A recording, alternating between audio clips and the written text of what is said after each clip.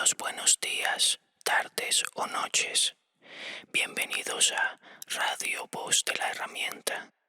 Hoy se leerá El gato negro, un cuento de Edgar Allan Poe.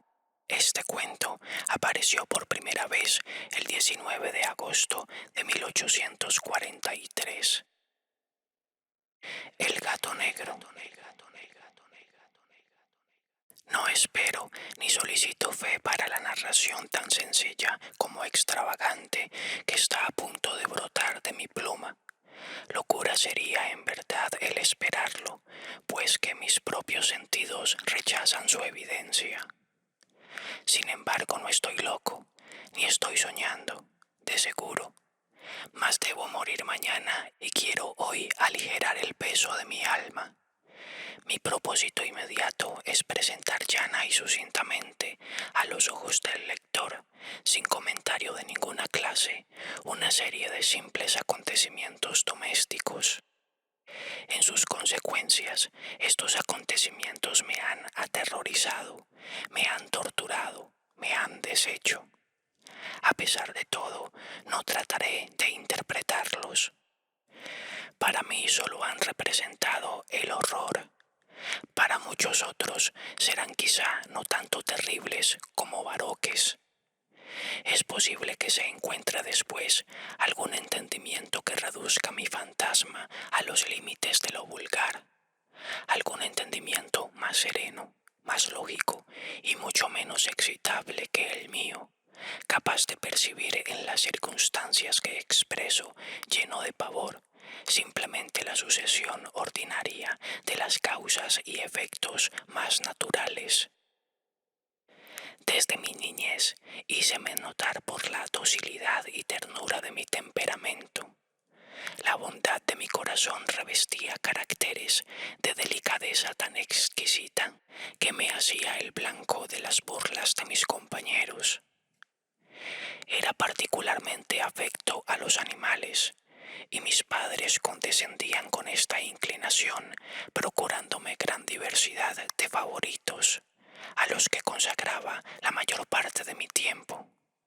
Y nunca era tan feliz como cuando los alimentaba y acariciaba.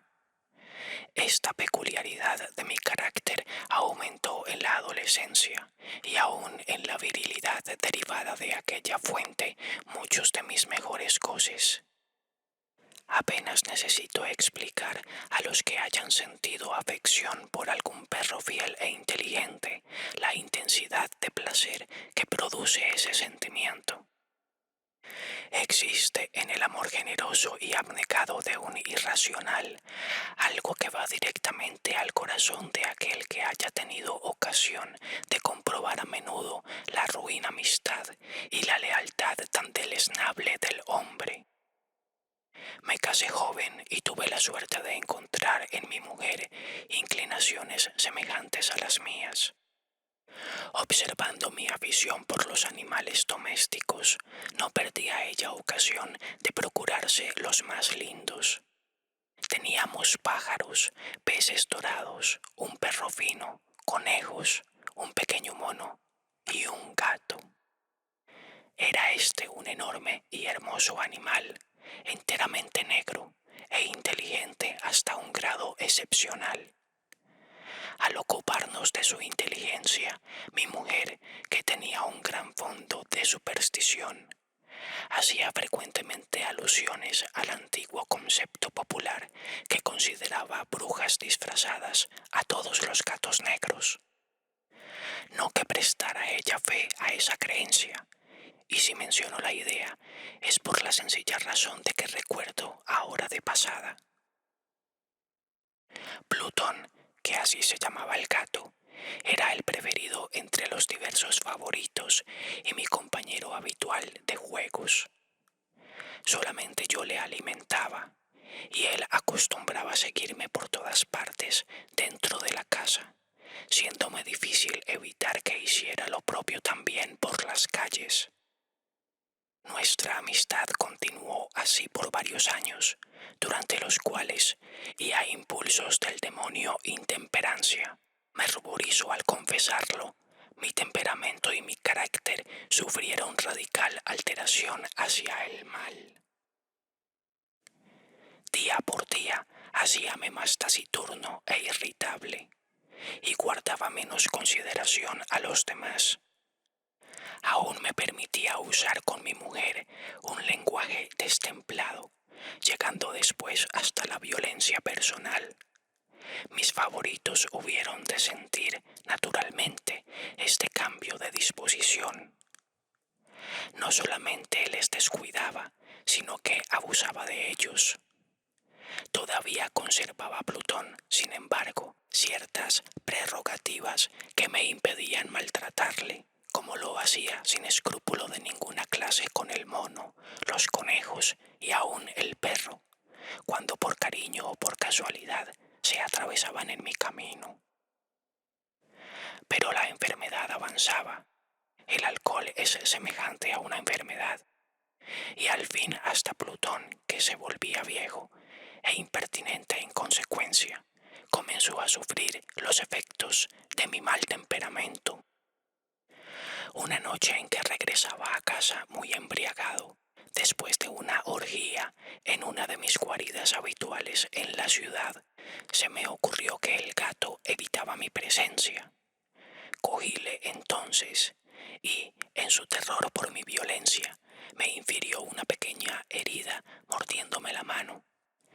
Instantáneamente se apoderó de mí una furia demoníaca. No me conocía a mí mismo.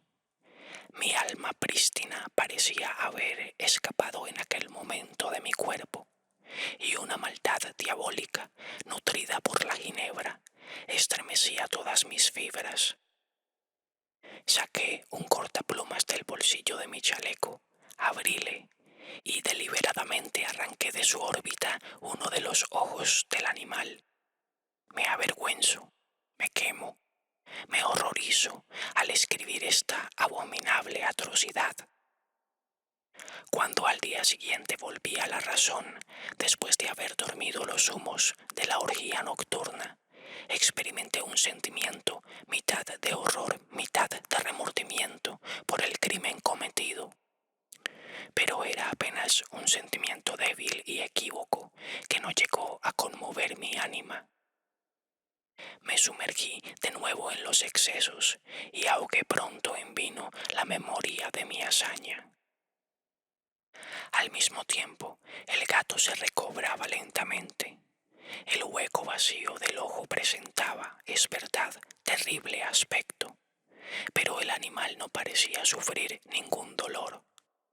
Iba y venía por la casa como de costumbre, mas, como era de esperarse, huía aterrorizado a mi aproximación.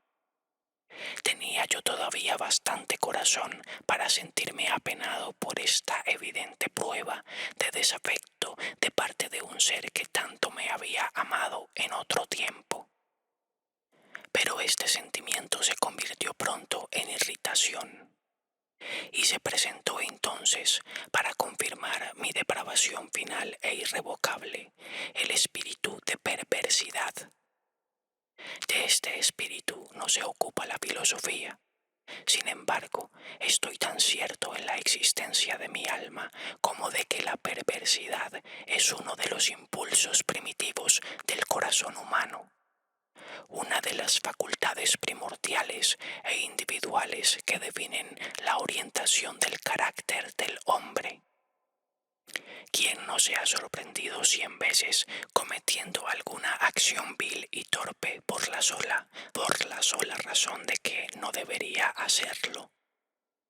¿No existe acaso en nosotros cierta perpetua inclinación a violar la ley contra todo el torrente de nuestro buen criterio, y solo porque comprendemos que tiene razón de ser? El espíritu de perversidad, decía, vino a poner el colmo a mi depravación. Aquella ansia infatigable del alma de vejarse a sí mismo, de violentar su propia naturaleza, de hacer el mal por puro gusto, me impulsaba continua y tenazmente a consumar el daño que había infligido al inofensivo animal. Una mañana, a sangre fría, pasé un lazo a su cuello y lo colgué de la rama de un árbol. Lo ahorqué con lágrimas que corrían de mis ojos y el remordimiento más amargo que laceraba mi corazón. Lo ahorqué porque sabía que me había amado y porque sentía que no me había dado motivo de ofensa. Lo ahorqué porque comprendía que al hacerlo así cometía un pecado mortal que exponía mi alma a encontrarse, si tal era posible, más allá de la gracia infinita del Dios más misericordioso y más terrible. En la noche del día en que cometí esta crueldad, desperté a los gritos de incendio. Las cortinas de mi cama estaban convertidas en llamas. Toda la casa ardía. Con gran trabajo pudimos escapar de esta conflagración mi mujer, mi criada y yo. Todas mis riquezas desaparecieron repentinamente y desde entonces me entregué a la desesperación. Estoy por encima de la flaqueza de establecer relación alguna de causa y efecto entre el desastre y la atrocidad cometida. Pero refiero una cadena de acontecimientos y no quiero dejar ningún eslabón incompleto. Al día siguiente del incendio visité las ruinas. Todos los muros, con excepción de uno, se habían desplomado. El que continuaba en pie era la pared no muy gruesa de una habitación situada en el centro de la casa y contra la cual descansaba antes la cabecera de mi lecho. El estuco había resistido allí en gran parte la acción del fuego, hecho que atribuí a su reciente aplicación. Densa muchedumbre se había apiñado cerca de este muro y muchas personas parecían examinar cierta parte con viva y minuciosa atención. Las palabras extraño, singular, excitaron mi curiosidad. Me aproximé y pude observar la figura de un gato gigantesco grabado como al bajo relieve sobre la blanca superficie. La impresión se había fijado allí con detalles verdaderamente maravillosos. Veíase una cuerda alrededor del cuello del animal. Cuando se presentó por primera vez ante mis ojos esta aparición, pues difícilmente podía considerarla de otro modo, mi sorpresa y mi terror fueron extremos. Pero al fin vino la reflexión en mi ayuda. Recordé que había ahorcado al gato en un jardín contiguo a la casa. A la voz de fuego, el jardín se llenó de gente inmediatamente, y una de aquellas personas cortó sin duda la cuerda de que pendía el animal, arrojándolo a mi aposento por alguna ventana abierta. Probablemente esto se hizo con el propósito de despertarme. El desplome de los otros muros comprimió seguramente contra el estuco fresco a la víctima de mi crueldad, y la cal de la mezcla, combinada con el amoníaco del cuerpo y por efecto de las llamas, había producido la figura que allí aparecía. A pesar de que tranquilicé prontamente mi razón, ya que no mi conciencia, acerca del hecho sorprendente que acabo de manifestar, no dejó por ello de hacer profunda impresión en mi mente. Durante largos meses no pude librarme del fantasma del gato, y en este periodo se apoderó también de mi espíritu cierto vago sentimiento que se asemejaba al remordimiento, aunque en realidad no lo fuera. Llegué hasta deplorar la pérdida del animal y a buscar a mi alrededor, en los abyectos lugares que frecuentaba habitualmente, otro favorito de la misma especie y hasta cierto punto de apariencia semejante para reemplazarle. Una noche en que me hallaba sentado, medio acontecido en uno de aquellos antros de infamia, atrajo repentinamente mi atención un objeto negro que reposaba en lo alto de uno de los enormes barriles de ginebra o de ron que constituían el principal mueblaje del apartamento. Había estado mirando fijamente por varios minutos la parte superior del barril, y lo que causaba mi mayor sorpresa era la circunstancia de no haber advertido antes el objeto en cuestión. Acerquéme y le toqué. Era un gato negro, muy grande, tan grande como Plutón y semejante a él en todos sus detalles, con excepción de uno solo.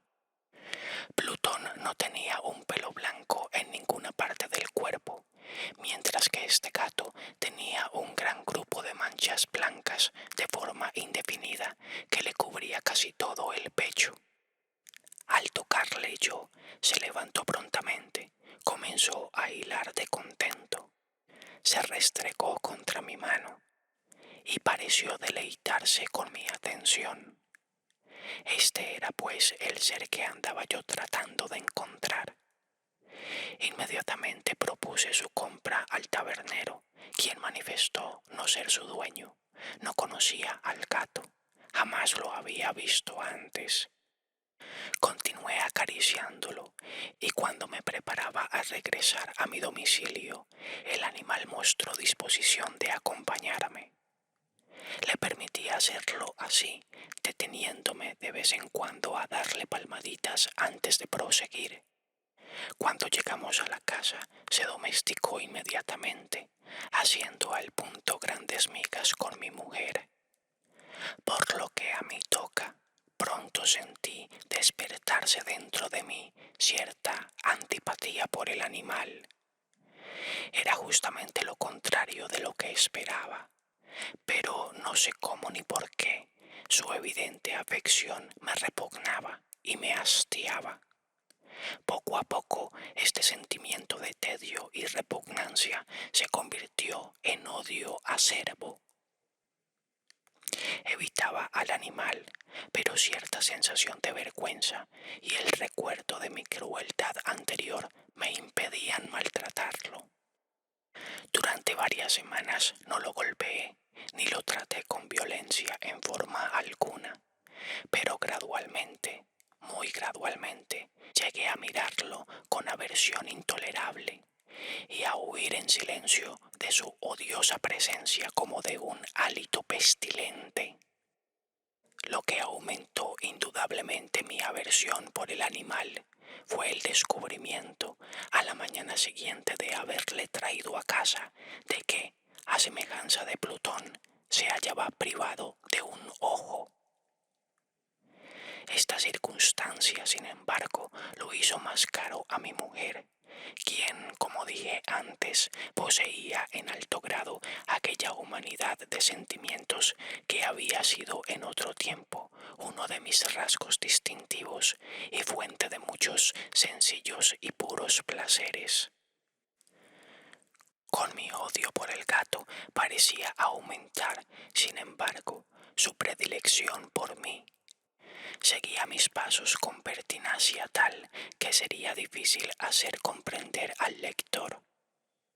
Dondequiera que me sentase, se acurrucaba bajo la silla o saltaba sobre mis rodillas, cubriéndome de sus repugnantes caricias. Si me levantaba a pasear, se metía entre mis pies, casi haciéndome caer, o clavando en mis vestidos sus largas y afiladas garras, se encaramaba de este modo hasta mi pecho. En tales momentos, aun cuando hubiera deseado aplastarlo de un golpe, sentíame cohibido para hacerlo, parte por el recuerdo de mi crimen anterior, mas principalmente, dejadme confesarlo al fin, por el terror absoluto que me inspiraba el animal. Este terror no era precisamente de daño físico y sin embargo no sabría cómo definirlo. Me siento casi avergonzado de confesar. Sí, aún en esta celda de criminal estoy casi avergonzado de confesar que el espanto y el horror que el gato me inspiraba se aumentaban por una quimera de lo más fantástica que es posible imaginar. Mi mujer me había llamado la atención más de una vez sobre la índole de la mancha de pelo blanco de que he hablado y que constituía la única diferencia visible entre este extraño animal y el que yo había ahorcado. El lector recordará que esta marca, aunque grande, era al principio indefinida, mas por pequeños grados casi imperceptibles, y que mi razón luchó mucho tiempo por rechazar como fantasías, había asumido al fin rigurosa claridad de líneas. Representaba ahora un objeto que me estremezco de nombrar, y por eso, sobre todo, aborrecía y temía, y me habría librado del monstruo de buena gana si me hubiera atrevido.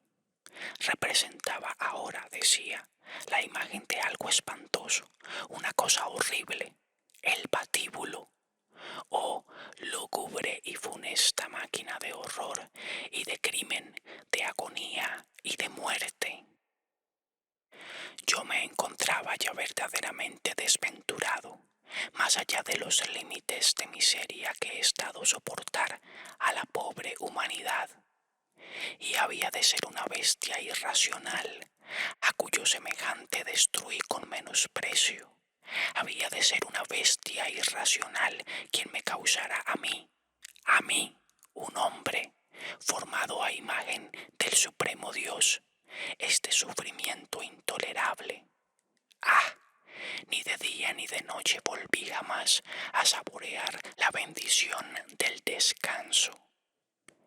Durante el día la bestia no me dejaba solo un momento, y en la noche despertaba a cada instante de sueños de terror insuperable para sentir sobre mi rostro el ardiente aliento de la cosa y su flácido peso oprimiendo eternamente mi corazón como pesadilla encarnada que no tenía el poder de sacudir.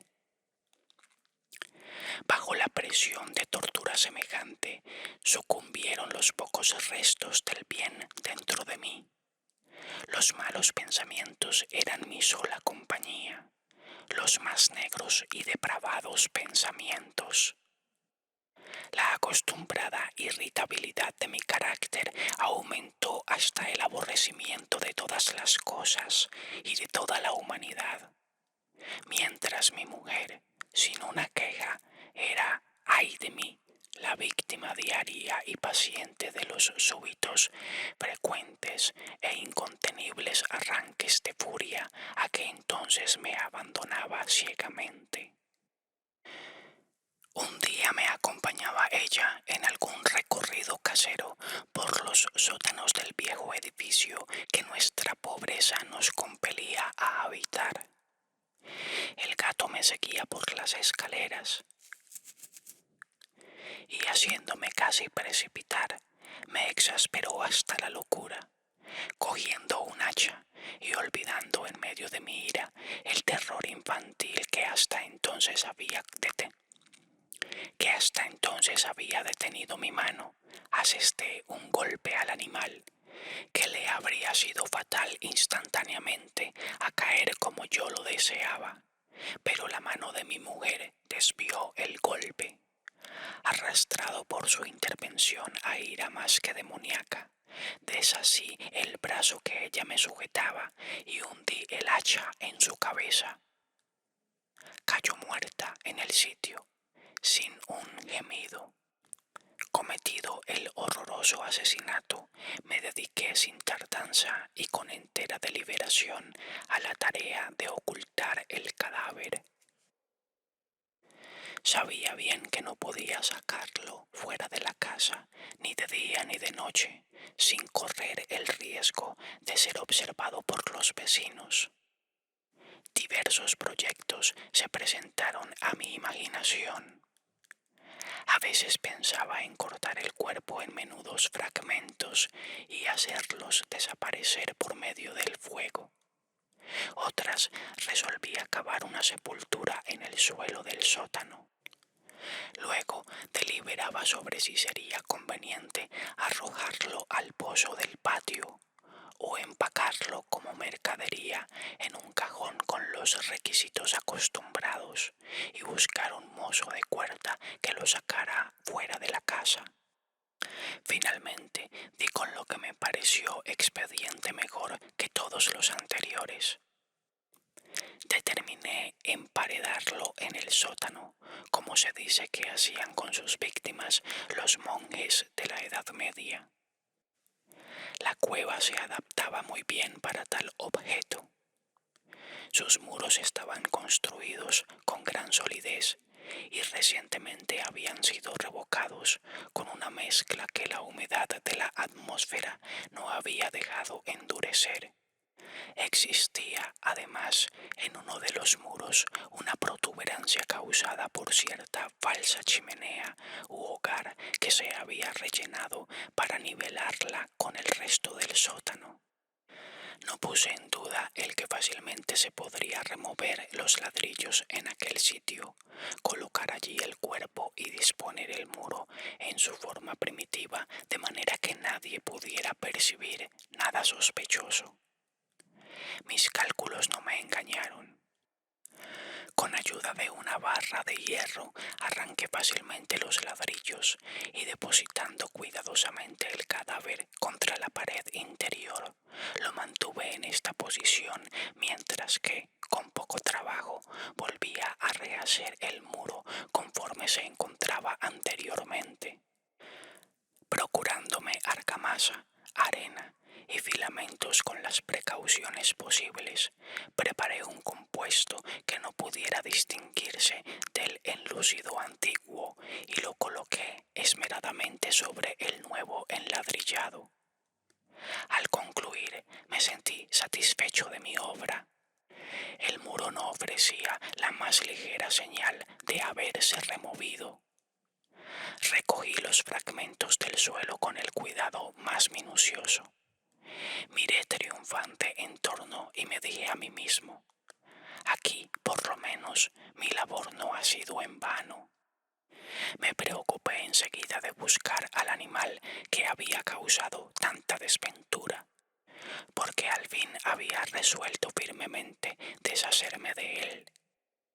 Si me hubiera sido dado encontrarle en aquel momento, su suerte no habría sido dudosa. Más parecía que el taimado gato, alarmado por la violencia de mi cólera, evitaba afrontar mi actual disposición. Es imposible decir o imaginar la intensa sensación de reposo bienaventurado que produjo en mi pecho la ausencia de esta detestada criatura. Tampoco apareció en la noche, y así, por una vez siquiera, desde su llegada a la casa, dormí con sueño profundo y tranquilo. Dormí, ay, a despecho del asesinato que pesaba sobre mi alma. Transcurrieron el segundo y el tercer día, y mi atormentador no se presentó. Respiré de nuevo como hombre libre. El monstruo, en su terror, había abandonado la casa para siempre. No lo vería más. Mi felicidad era suprema. La perversidad de mi negro crimen me molestaba apenas. Tuvieron lugar algunos interrogatorios que fueron contestados fácilmente. Aún se procedió a una pesquisa, mas, por supuesto, nada pudieron descubrir. Creía ya asegurada mi felicidad futura. Hacia el cuarto día después del asesinato, se presentó en la casa inapropiadamente un grupo de la policía y procedió de nuevo a verificar rigurosa investigación en el edificio. Seguro como me hallaba de que mi escondrijo era inescrutable, no sentí preocupación alguna. Los oficiales me ordenaron acompañarles en su pesquisa. No dejaron rincón ni esquina sin escudriñar. Al fin, por tercera o cuarta vez, bajaron al sótano. Ni uno solo de mis músculos se conmovió. Mi corazón latía tranquilamente como el de aquel que duerme en la inocencia. Pasé la cueva de un extremo al otro. Había cruzado los brazos sobre el pecho y vagaba sin inquietud de acá para allá. La policía se mostró enteramente satisfecha y se preparaba ya a partir. El júbilo era demasiado grande en mi corazón para poder refrenarlo. Me quemaba por decir algo, una palabra de triunfo siquiera, para afirmar más aún la certeza de mi inocencia. Caballeros, dije al fin, cuando el grupo comenzaba a subir las escaleras. Estoy deleitado al ver que vuestras sospechas se han desvanecido. Os deseo salud y un poquillo más de cortesía. A propósito, caballeros, esta es una casa muy bien construida. En mi rabioso deseo de decir algo con desenvoltura, apenas sabía ya lo que hablaba. Hasta diré admirablemente bien construida. Estos muros, os vais caballeros, estos muros están edificados con gran solidez. Y entonces, por puro frenesí de bravata, golpeé pesadamente con un bastón que llevaba en la mano la misma construcción de ladrillos tras la cual se encontraba el cadáver de la esposa de mi alma. Pero así me libre Dios y me defienda de las fauces del enemigo. Apenas la repercusión de los golpes se ahogó en el silencio cuando una voz contestó dentro de la tumba. Un gemido, ahogado e interrumpido primero y semejante al llanto de un niño, que pronto se elevó convirtiéndose en grito largo, fuerte y sostenido, completamente anormal y nada humano. Un alarido, un chillido lamentoso, mitad de horror y mitad de triunfo, como puede oírse brotar solamente del infierno, reuniendo el grito de agonía de los condenados y la exultación de los demonios por su condenación. Sería locura hablar de mis sentimientos. Desfalleciente, retrocedí titubeando hasta el muro opuesto. Por un momento quedó inmóvil el grupo en las escaleras a causa de su extremo horror y espanto. En el momento inmediato, una docena de brazos robustos atacaba el muro. Cayó completamente. El cadáver, ya descompuesto y cubierto de grumos de sangre coagulada, permanecía erguido ante los ojos de los espectadores. Sobre su cabeza, con la roja boca distendida y echando fuego por su único ojo, estaba la asquerosa bestia cuya astucia me indujo al asesinato y cuya voz informe me entregaba al verdugo. Había emparedado al monstruo dentro de la tumba. Hasta aquí el cuento, El gato negro. Muchas gracias por haber oído hasta aquí. Nos escucharemos en próximos audios. Un abrazo y hasta siempre.